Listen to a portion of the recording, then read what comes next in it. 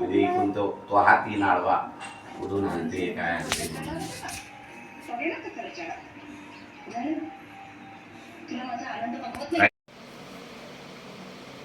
नमस्कार.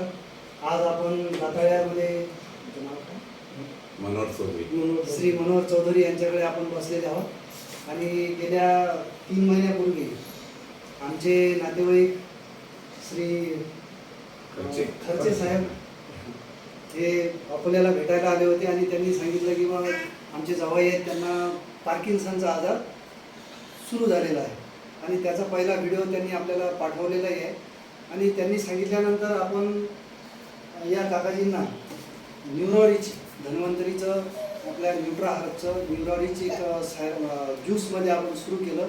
3री बॉटल त्यांना ही आता अर्धी जवळपास झालेली आहे. 2 बॉटलमध्ये त्यांचा जो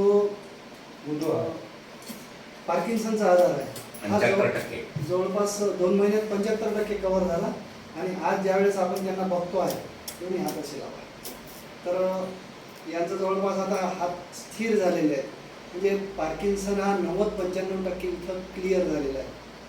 यांना शुगर असल्यामुळे आपण थोडा इम्युनिटी द्यायचा प्रयत्न केला नाही पण फक्त एक बॉटल न्यूरोरिचची आणि या पार्किन्सनना गो बॅक केलेला आहे.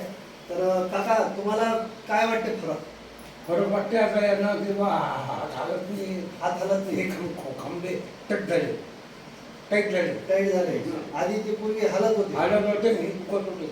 बरं या न्यूरोरिच सायरपला तुम्ही म्हणजे काय सांगाल लोकांना काय सांगाल की घेतलं पाहिजे का पार्किन्सन घेतलं पाहिजे सांगू घेतलंच पाहिजे.